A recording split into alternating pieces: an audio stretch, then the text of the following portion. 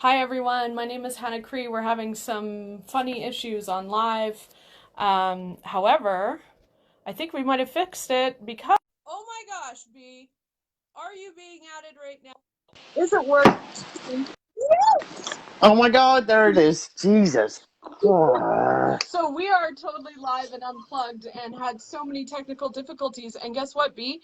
I had to just go straight to my phone, the good old phone, Yep, me because, too. And it's working. right? And Facebook Live on computer, not so easy. Not so easy, not working.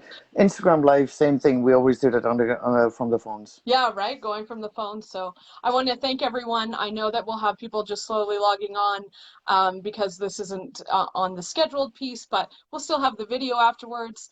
And I'm so happy. So let's just kick it off so people know who we are. My name's Hannah Cree. Fantastic. I'm a Canadian venture of last year and of Common Good, and we employ people that are facing homelessness and poverty that really has been caused by some awful systems, which we will dive into. We got really hit pretty hard during COVID. We're right now reimagining our own model, and I have to say that B came to our side so quickly. We were hit really quickly, losing all of our revenue in really the first week of COVID. And in all of my tears and all the venture calls, B was right there and has really looked at SheEO and all the companies in it as family and as one big company. And so you have been like a really beacon of hope for a lot of ventures I know during this time.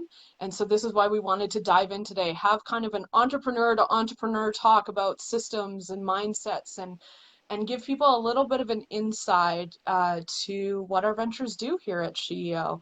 And so B, Yeah. why don't you tell me a little bit about Alinker and where you're at?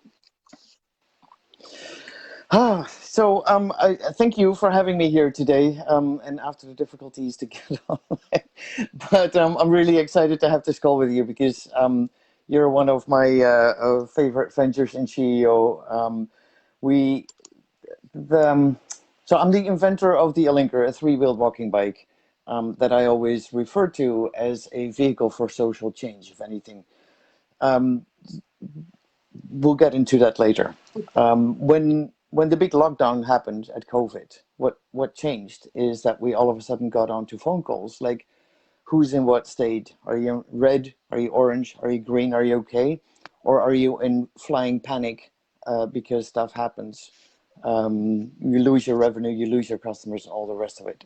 So um, when you announced on that very first call that you had to lay off your staff and was crying, I felt as if I had to lay off my own staff. And something happened there because what happened there is that all of a sudden, before we were always separate ventures. And with that call, with that feeling that I had as if I had to lay off my own people, I had the feeling that whole CEO was one company and we're related to each other. And so that really changed everything for me, feeling that that is actually how I feel about CEO. And then we can just show up for each other and have resource sharing happening that is not possible when you're just trying to figure out your own venture. So all of a sudden we had all those activators and all those ventures on a phone call starting to like, what do you need? Who's like, and we could share resources because the attachment to money is not so much like I always say, like money is like a nutrient. Mm, And if I've got nutrients in my bank and you need nutrients, then I can't go to bed when my nutrients are in my bank, um, drowning you. You need my nutrients. I happen to have them in a bank, so of course they go to you. Like if you have an attachment to money because there's all that stuff that we have as attachments to money, then you've got a problem. But if I have nutrients in the bank and I know that they keep your people alive at this moment, of course they're going to go to you. So the whole sharing system is based on a different value system that I have with money and status. Hannah, you need to put your camera up a little bit. I'm up, looking at your chest all the time. There really? we go. Up. Yes. Yeah. Weird. I'm getting a Yeah. different Yeah. view. Oh, okay. So thanks for saying that. Let's go up. Hmm. Is that better? Yes, that's much better. Yes, now I can See, see on your my eyes. view, it's half my face, so we'll see what happens on the final. Okay. I love what you said about money and it being a nutrient because I have never Hmm. thought about, and of course it is. Like I go and buy food with it, and like just that Hmm. framing around what is money and the attachment because we all have such attachments to money. Hmm. Conditioned attachment. Mm, It's called currency, Hannah, and the currency flows. I learned about currency and the flow of money and being nutrients from an old friend of mine 3 decades ago, who said to me, "I see the world as one huge body with big organs. One organ is completely in drought, has nothing, and the other is completely hemorrhaged. They're both sick. So the money flow, money makes sick if we don't use it as a currency, as a nutrient flow to flow wherever it needs to be mm, to create equality." mm. So I live with money being a nutrient, nothing else. I have no attachments to money. I love what Bonnie said here on the comments about showing up saves lives for people. Like I It think really about what does. happened like before COVID and post COVID with SheEO ventures and our businesses, and we all went through different pains. And there's also some of our ventures that did well because they're, you can do well during this time depending on what industry you're in and showing up for each other. Like I have never been asked so many times in such an amazing way of like, what do you need? And like really like, what is it and how Hmm. can I help? Hmm. um Hmm. it just it's just such a different shift that we went through. So what happened for you during COVID and for Alinker? Well, that we could give expression to the fact that we're in a collective experience and that we are now connected. I mean, I've been in SheEO since the second year in Canada, so now for the fifth year, I'm part of the second cohort, and I've been an activator all that time. And there was always this trying to get in contact with each other. The ventures, I'm in a cohort, so those people became sisters. But there was a divide still. And I think this is for the first time. COVID has a huge gift in it for making us have a collective experience. We are human beings that are in resonance with each other. Mm, Yet we live in a system, and I always refer to that as the white supremacist, capitalistic, greedy system that only um, um, measures in money as wealth. But wealth is something else than money. yep. And we live in a capitalistic system that has taught us that we as individuals are more important than the well-being of the community. I've never understood that. I've always been like, how on earth is that possible? How can we, how can I live with people around me knowing that I took their roof because I took the money that I made if I make more than I need? And now my roof is so much bigger than your roof. How can I live with myself? I've never understood how people can live with themselves if they take millions, if they take billions, because you don't make millions, you take millions. And I've Yes. never understood how those people can live with themselves, not being completely devastated in their souls. Yes, because how much Because it's money do not you who, really need? that's the thing. But the money that we need in this society that has brainwashed us that we are attached to money as a means to make who we are, but we're not. Like money is related to who we are, or status symbol. I'm a rich guy. No, you're a guy who essentially wants to be happy. And you've been conditioned to think that money makes you happy, but it doesn't. And over the back of people, people make millions and billions over the back of millions of people. It's not who we are. That's not who we are. So has And that, I think COVID is sorry, go ahead. and I think COVID has this beautiful gift of putting us in a collective experience and reconnecting with each other, remembering where we come from. Remember. We are members of something. We remember where we came from. Oh, yes. And there is where we are resonating with each other. I got And so, chills. Yeah. but that's literally where, I mean, I don't have that from myself taking those words apart. That's from reading Toni Morrison over the years of my life. I don't read many books, but these are books that I actually read. I can read them because they keep me interested. And she picks apart the language on those things, remembering. Yeah. Every word that we're saying, we say for a reason, because they're all in a system that has conditioned us to use this language in a certain way and to attach value to those words in a certain way. Do you think because of this collective experience that we've been through in COVID, literally around the world, like I've found that being on, let's say, any type of Zoom call or activator calls, whatever that is, there's always something that we can all talk about together. Even if it's COVID, there's an instant connection of like, hey, we're actually in this together. We have a shared experience. But on the flip side to that, is that we are going through it's not like racism hasn't been here forever. It's not like people of color have not been killed by the police and other people in Forever. the world forever, but there is an uprising um, Mm-hmm. that has shifted. Like everything feels different, even to the fact where I felt even before COVID I couldn't speak up on that kind of stuff, or I was afraid. And now it's like, no, we need to call this out. We need to show up for each other. But like, let's talk about the system that's involved in that. Mm-hmm. Well, I come from, and I've developed over my life, and that's initiated by comments of my grandma when I was very young.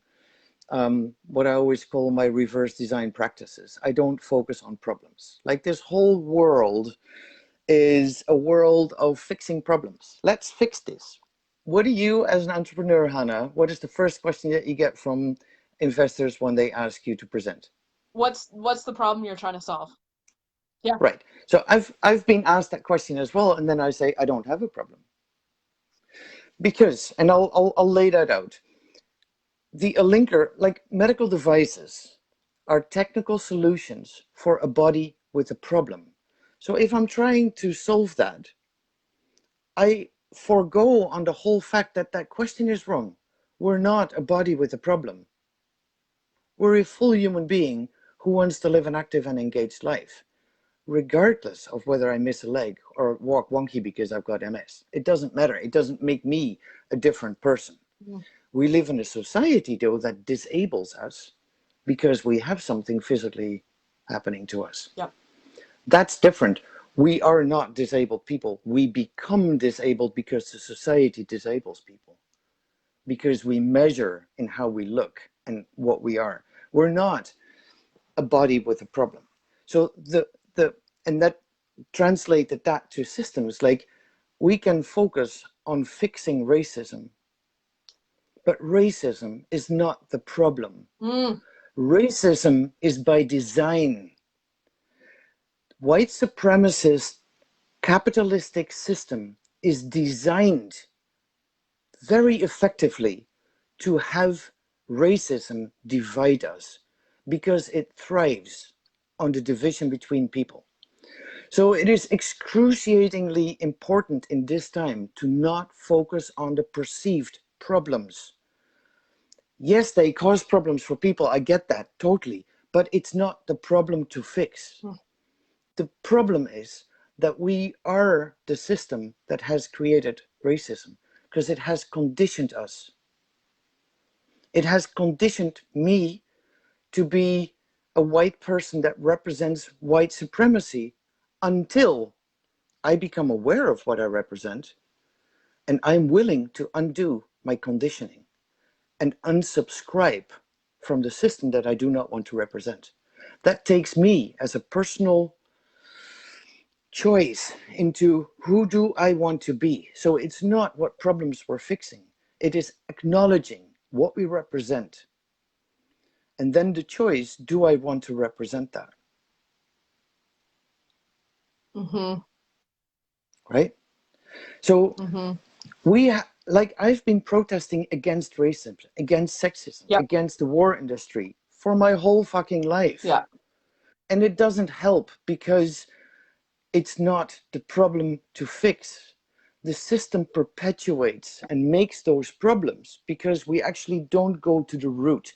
The root is that we have a white supremacist capitalistic system that thrives on dividing people, that thrives on racism, that thrives on sexism.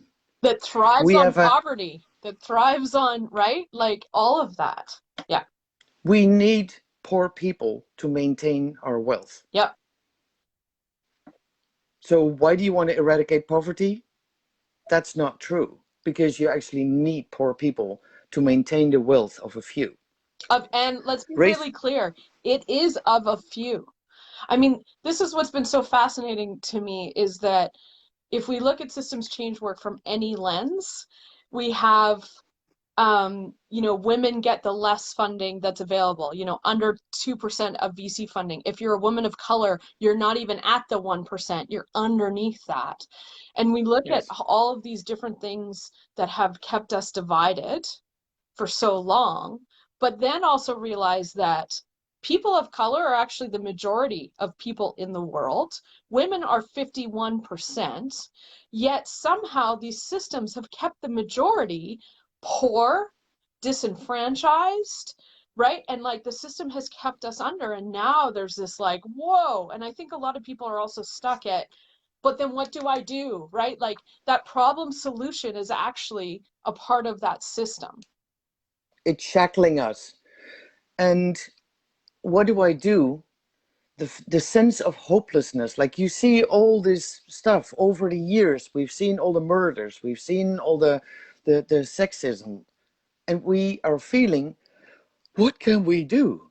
Because we're looking at it wrong. We're looking at the problems to solve, and the problems to solve perpetuate the system that creates those problems. Mm-hmm. So we are perpetuating the system because we are the system until we unsubscribe. So the system thrives on poverty. The system thrives on sexism. The system thrives on racism. It is designed to be all that. So what you hear very often is that people say, oh, everything is broken, we need to create something new. Those things are not broken. They're extremely sophisticated to the point that we actually believe certain things that are detrimental. For example, and this is just how the human mind works, and this is a little dive into how excruciatingly sophisticated those systems are. When we learn something as human beings, we put that in a pattern, right? And a pattern is comfort, because that means we don't need to relearn it all the time. When you learn something, you go through a growing pain. It's uncomfortable to learn something, right? So, but you have to go through discomfort, through growing pains, muscle pains, whatever, to learn to grow. Now, this system, the white supremacist system, has taught us, has conditioned us to think and to deeply believe that we have a right to comfort, Hmm. meaning we have a right to be in a state of not learning, right? Yep. Yep. We have the right, you have to really get into this. You have the right over the back of others to have comfort and be in the state of not learning. Yep. We want to hold on to comfort. That's just a human thing of how we learn, how we put it in a pattern, and the pattern is comfortable. Even if I learn abuse, I put it in a pattern because that's what I've learned. That's how we operate. We learn things, we put them in patterns. The pattern is comfortable because this is what I've learned. I don't need to go through those growing pains anymore. Even though I learned something that's bad for me, that has a bad outcome, the comfort of the pattern prevails, especially in a system where I have the right to comfort, Yep. even if it's detrimental for me and over the back of millions of people. This is very important to understand of what is happening. We are sticking to our comforts. You hear so often people say like, oh, we need to sit in our discomfort as white people or whatever. It's like, no, we need to understand how the system has made us addicted to comfort that is detrimental, not just for us, for everybody. This is not a good system for the majority of people. Yeah. Yeah, and so what's interesting about this and where I feel like there's also this stuckness of, okay, systems are designed exactly on what needs to happen and all of those other pieces. And I think people are broken, right? Because we are disconnected from one Oh, another. for sure. That's actually what's broken, is the people are broken. And so in order to Yes. get involved in systems change work, which I kind of stumbled into because I went in very naively, like, here's the big cog, there's a piece in the cog where people are not getting employed. I, as an entrepreneur, can totally fix this. A little bit of white savior I've had to come to terms with of my own, of going, Mm-hmm. I also think that about social entrepreneurship, is like there can be a huge white savior complex coming in saying I can save you. And so I was trying to Mm-hmm. be a missing cog in the system, like and then I get to SheEO and it's kind of like, no, you need to build a new model. And so what do we, we're talking about big things, but how do we then build new models? Because I think what you and I have both discovered through, well, you knew this before, but I've really discovered, is we always knew for our own employees and so on that food insecurity is a huge issue. And like that's what keeps Mm-hmm. people fed. It's also what brings people together in community is food.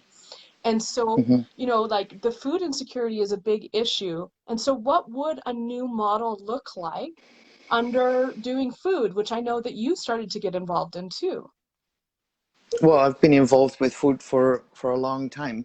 It's just never been the language that I spoke because um, I always try to find something that allows me to speak about those things. And now that's why I call the Alinker a vehicle for change, because now that I've got the Alinker, now that we touch people, we change people's lives in not actively, but just by how I designed that thing.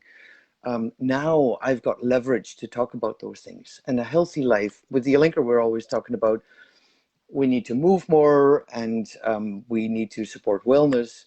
And health is much more than just moving more and being able to move if you have problems walking. Yeah.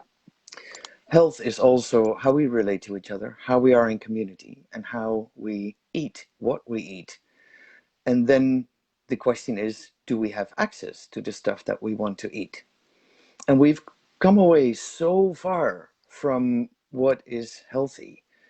Um, we we eat like it starts to change a little bit, but nearly half of America, for example, is in a food desert. People that do not have access to grocery shops that have fresh food, but there's a 7-Eleven or something on the corner with all processed food and sugars and all the rest of it. That's by design, those. Where if you see the neighborhoods where that do not have the supermarkets, and Stephen DeBerry has a very interesting TED talk about that. It's by design. The East Ends and the East Sides of cities. Have a look at that. Stephen DeBerry, Yeah. who I met at the B Corp conference, has a beautiful talk about that and explains that the Earth rotates and then the clouds rotate. And so predominantly what's under the cloud in the east part of the town is actually by design. That's also where the redlining happened. In the east sides, because it's by design for to be poor people, and that by design very often the black populations. That is all racism by design. Oh yeah. I mean, I was shocked to find out, and the number is somewhere in the 20s, but the last time I checked was in my area where I live in Calgary, there was 27 food deserts, which means Mm-hmm. people are not within walking distance of fresh food in Yes, a local city food. of only 1 million people. Yes. And guess what? It's all primarily in one quadrant of the city, which is known to be poor compared to Mm-hmm. everywhere else. So one quadrant has 27 food deserts. And Yeah. I'm like, and access to food is a huge issue. So what are you doing with some of the other cool ventures? Because like at this point, I'm ready to like pack up my stuff and go live on your farm. So, like, Good, what's happening? good. So it comes with a question. It's not like, oh, we've got food deserts and we need to fix that. Again, that's the problems to fix. The essence is, how do we want to live? With the Alinker, I designed the Alinker for how we want to live, regardless of mobility challenges. The essence questions that we have to ask right now is, how do we want to live? And in that question, you can acknowledge that in overcrowded cities of concrete with not enough nothing that is good for a human, we don't thrive. In completely desolate rural areas where you only have monocrop farms, I mean, I'm exaggerating a little bit, but in essence, that's pretty much what's happening. Monocrop farms that are with GMO crop, and they're not good for the land. We're depleting the soil. And all those things, you can go into soil regeneration if you treat it as a problem to fix, you'll not get anywhere. What we need to acknowledge is that the system makes money over all those things and create those problems. So the essential thing is what we need to do.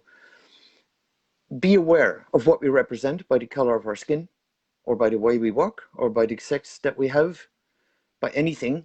Like, external characteristics has become a way to be used by the system to keep us divided. So acknowledge what you represent by the color of your skin, which systems you represent, and the abuse that you might represent with the color of your skin, right? Become aware of the conditioning in this system and ask one question: who do I want to be in this world? And then, how do I want to live? When we ask that question, we come together at completely different ways. It's like, I want to have healthy food, I want to live in community, and I don't want to live in a bad city. So the ultimate move, I think, that we're going to get when people more connect in, who do I want to be in this life, in this world, and how do we want to live, we will see decentralization of cities. And we've got beautiful examples that are forced. For example, in Detroit, when the whole car industry collapsed, black farmers came into the city, into the vacated plots, and started farming, and actually kept people alive. That's a part of the story about Detroit that is very much put under the carpet, because now white people come in and gentrify the whole city, but the work was done by the black farmers to come in to keep people alive. That's important to say that. And so Detroit is a much healthier city because there was local access to fresh food again, because people came in to farm. Yeah. So that was by force and by collapse of a car industry that happened. But we can imagine how cities become decentralized and bring in food production again, fresh produce food in gardens. In the gangster gardener does that, Ron Finley, for example, he's brilliant in getting, yeah. That's all I've And been I met watching. him. His master I met him class. at, he's brilliant. I met him at the B Corp conference, and we totally hit it off together. He's brilliant. What a I'm dream. trying to get him on the Alinker farm, but Yeah. and then building up rural societies where farming is a thing of regenerative model again. Yeah. I don't know if you've seen My Biggest Little Farm. It's a little bit extreme because we live in such a crazy world that regenerative farming and what it takes to get there is so extreme. That's why the documentary is extreme. But you have to see it, and that's something that we're going to do on the Alinker. What that we're already doing on the Alinker farm is to not add big machineries, not add chemicals, and allow the soil, by figuring out what needs to be paired together, insects with animals, with undergrowth, with plants, with pairing plants, to figure out what needs to happen to regenerate the whole ecosystem around you. And building up rural communities of people that live in community, live with the land, understand where their food comes from. I think that is where what we'll see much more, when people are willing to uncondition themselves and acknowledge who they represent in a system that actually doesn't serve most of the people. What other SheEO ventures do you have involved on the farm? At the moment, we're talking with Brandy from Farm from a Box, with Emily from Succeed with the hydroponic boxes, with Adrian from Oh, help help me. Green Slit? Off the top of Yes, my head. Green Slate Yeah. rooftop gardens in New York and across the country, actually. So Adrian, Brandy, Emily, we're involving Kim Alinker? from Aiken Frames, Yeah. Or Alinker for sorry, sure. like We're Aiken Frames. You said it right when I yeah. Aiken Frames to build buildings, because on the Alinker farm in northeastern Kentucky, where we are, um, we like to build a kind of conference center where workshops and learning can happen, sharing and being on the land, being invited on the land, working on the land with elevated beds so people on the linkers can also do gardening, Mm, with learning opportunities in an area where 27,000 people have learned to eat from the freezer, or at least twice the body weight that they should be.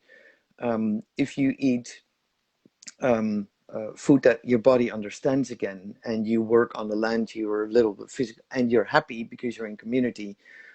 You don't need to do diets to lose weight. You automatically will lose the weight because you're not focused on the problem. Again, losing weight is a problem to fix, and you don't fix it because everything else that led you to be overweight is still the same. yeah. So you have to change your ways and eat what your body understands. Eat mostly plant-based, vegan, whatever. And none of those things are rigid. And you can be playing a little bit, but generally don't eat the stuff that is poison food of sugar and processed food, and replace it with the stuff that your body understands, vegetables and that kind of stuff. So that's what we're doing on the Alinker farm, um, and with a food security conversation that we've started between more SheEO ventures that are going to work together, as well as activators that might have a piece of land, as well as with a chef whose brilliance is actually in building community, like Suzanne Barr. Her Right. brilliance is not setting up a brick and mortar restaurant. Her Yep. brilliance is in bringing community together and talking about food and talking about sharing. So how do we elevate ourselves out of our ventures?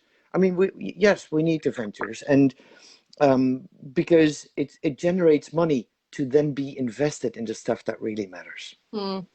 Like, none of the money that we're making is going to us. We all live on living wages. We have a flat thing. Like, why does my roof need to be bigger than your roof? Right? So we all make living wages, And don't you see which is that like in even how business is set up, right? The CEOs, there are so many CEOs that make 120% more than their employees do. Um, that's obscene. That's criminal. yeah, and we're seeing our Because frontline it's workers make very little money. They're in the grocery stores putting their lives at risk. We have mainly women that are on front line in the hospitals, and so it's just Hannah, the problems are endless, and you can list those yeah, problems till the ducks come home. yeah, They'll never come home because we're still focusing on other problems, yeah. and everybody in the process gets hurt, and is in poverty, and gets raped, and gets misused, and gets incarcerated. All that stuff. They're all problems. They're not what where the solution is and how we need to live. That is in those few questions. Realize what you represent, acknowledge your conditioning, undo your conditioning, show up with who you want to be in this world, Mm. and then ask, how do we want to live? And I think that's where the whole systems change is coming from, acknowledging that we are the system until we unsubscribe. Yeah. Yeah, I absolutely agree. There was some questions that we got before we went live, and I think this is a good wrap-up question too, is that I've been inspired of your design process, and you have that in your background and how you designed the A-Linker. And the one thing that struck me that you said about it was, if you design something and somewhere down the line after you've designed it, there's a problem. Let's say there's waste or, it doesn't work for something. Typically, even in business, we then look at that problem when we design something again. Like, oh, we're going to recycle all the clothing that everyone is now throwing out, or and then we create another solution, and something you said to me was like, no, we need to go back to the beginning and design it so it doesn't have like, how do you I was inspired by like, you actually go and build a zero waste company from the get-go, not afterwards that you've wasted all these things in a solution to wrap that up, but what does zero waste actually look like from the get-go? So is that kind of a part of your design process? Yes, absolutely. Like, if you look at nature, nature has no waste. So the moment you have waste, you know you've got a design problem. Mm. So why do we focus on the waste to try and make the waste go away? Waste should be a flag, like, oh, we've got a design problem. Ah, we have a system that is not motivated by the same things that we are. Healthcare system, for example, is not I mean, it's very deceptive because it sounds like a healthcare system. So we think we have healthcare. We don't. And if you look what the motivation of the healthcare system is that it's motivated to make money. I mean, it's morphed into that. Like maybe the motivations were better a few decades ago. I'm not sure. But it has morphed into a system that makes money over sick people. Yeah. So to still call that as a healthcare system is just false and deceptive. Yeah. So if we call that a sick care system that is motivated to make money over sick people, we know that we don't need to fix that. We just need a different system that actually is a healthcare system that supports wellness. Hmm. Because that system is already very effective, very sophisticated, and it makes a lot of money. 30% net profit in the pharma industry over sick people. It's the highest net profit in the world, is the pharma industry. So to just feed the pharma industry with sick people, which is fed in by the food industry, making people sick, it's a very effective system. And this is happening, and that's maybe where we can wrap up. What has changed in the last couple of months is that 2 years ago, for example, or 3 years ago, when I hashtag white supremacy on Facebook, I was banned from Facebook for a week or 2 weeks. What? Yes. If I hashtagged racism and a little bit too much, I was banned. I was banned quite a few times, a week or 2 weeks before I was allowed back. Those things are the essential things to wrap up what's happening right now. And so the language that we're using can be flag points if we're willing to be aware of what language does. We say healthcare system, question it. Is it healthcare? No, it's not healthcare, it's sick care. No, I So, actually experienced that. I've had cancer. I have gone through the healthcare system. I've had all of these things happen, and so I know that even the medication I take are not fixing even the problem. That so much so that the last health thing that I went through, they discovered that I was actually allergic to the meds that they were giving me. And it was mhm, destroying my body, right? Because it's not actually, it's there to kind of keep you at a certain level. yeah. Yeah. So what's happened in the last few months differently is that we have a collective experience now. And now we are in this motion of that we feel something. We don't necessarily know what we're feeling yet, but we want to have a new world. And now the new world is also deceptive because it's not new. It's only the white supremacist capitalistic system that got a little bit sidetracked here on making money for a few. Indigenous cultures have remembered how to live in many cases. They're also conditioned by the same system that traumatized them. Hmm. And that conditioning is also important to understand. Everybody is conditioned and traumatized by this system. So we all need to do our work to uncondition ourselves, not to help others, not to help indigenous people. Honor them Honor them. and do your work. Honor people and do your work. Honor black people and do your work. And stop representing a system that creates racism, that thrives on racism. Hmm.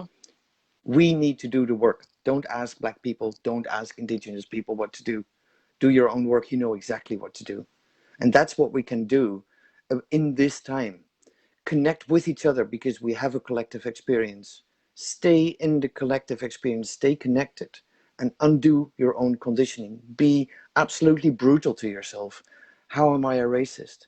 And how do I uphold the privileges that I have? How do I continue to use them? These questions need to be answered. And then, what do I represent? Who do I want to be? And really undo your conditioning, unsubscribe from those systems. Yeah, absolutely. So we can be brothers and sisters Yeah, across whatever we look like. yeah, I agree. We're not there yet, though. Oh, no, I mean, what people have to understand, and even in systems change work, that this is actually generational. And in terms of like we have to keep working. It doesn't happen like a year from now, this isn't all going to be going away. If anything, if we're not vigilant, we go back right into where we were before, which has also been kind of a fear of mine, right? But so on wrap up, there are two questions that I have for you. Um, really, when you were little, I could never imagine, like I was thinking about today, I'm like, what would little B even look like? When you were little, like what did you grow up and think, oh, this is what I want to be when I grow up? Because I don't think there's any kid that's in there that's going, hey, I want to do systems change work. Because I didn't even understand what that was until I started working in the systems, right? So what did you want to be? I never knew because I thought it was a weird question. I thought, why don't they wonder, why are they not interested in who I want to be? As a kid, I never understood the question, what you want to be. And I'm very fortunate that I was born as a gender weirdo. And this might sound weird to people, but that I had a father who died when I was 8. Mm, It sounds weird that I'm grateful for that, but I am, because it taught me everything I need to learn about life in the moment. The fact that my father died when he was 45 and I was 8, I realized that people disappeared from our family. My mom was 35 with 3 kids, 6, 8, and 11. And our own family disappeared, just did not show their faces in 2 years. And as a small girl of 8, I realized that they chose their comfort over showing up for a young family that needed some support at that time. I realized that. I don't know how I understood that, but I understood that. That teaches me everything I need to know about the Alinker users, because they're discarded, they're isolated, because people are uncomfortable with thinking or being confronted with a disability. yep. Same with race. We're uncomfortable with everything that's different, so we don't want to go there. Yeah. But it keeps us apart. Like, discomfort is the biggest beauty to sit in, to go through. Like, oh, what is that? Oh, it challenges me. I want to, like, oh, all of a sudden we can be sisters.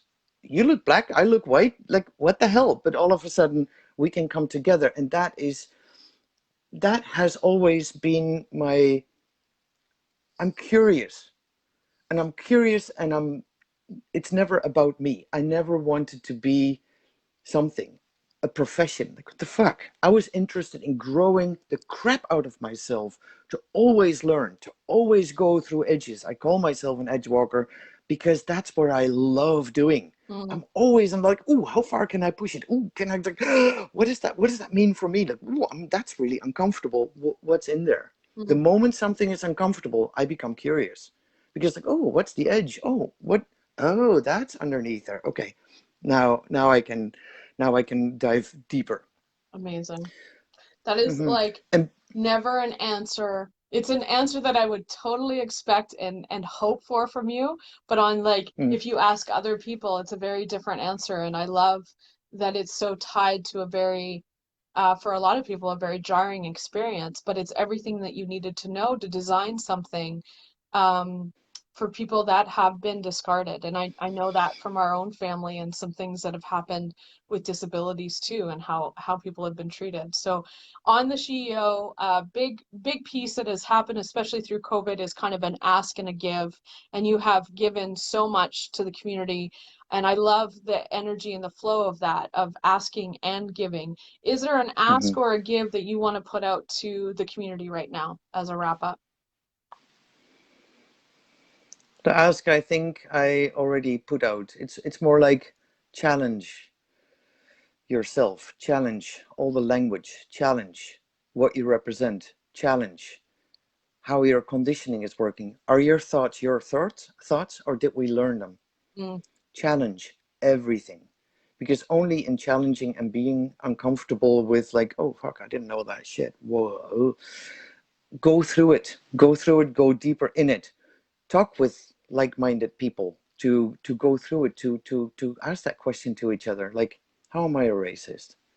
How do I represent white supremacy? Because I do, obviously. And then who do I want to be? Really make that decision. Who do you want to be? And then unsubscribe from all that stuff. That's a big ask because it's a lot of work. It's deep, deep work. And to come back to what I said earlier, like, I'm grateful and so thankful that I was born as a gender weirdo, because the conditioning of girls or boys didn't really apply to me. Mm. So I had to invent who I was. I had to make up my own language. Yeah. And I think being an inventor, by trying to find my way in this world, I am this systems changer, because I just reinvent things as I see them, because there's no language for how we want to live, because the system is doing something completely different than how we actually want to live. Yeah. So the inventor, if anything, and if there's a title, I'm an inventor. And that's not this nerd that sits like doing make, but it's inventing, it's constantly thinking in what we don't have language for yet. That's an inventor. I think about things that don't have language yet, Mm. because I want to invent in how we want to live, and what then we need to create together, and how to be together. And that's in essence systems change work, which is actually creating new models, inventing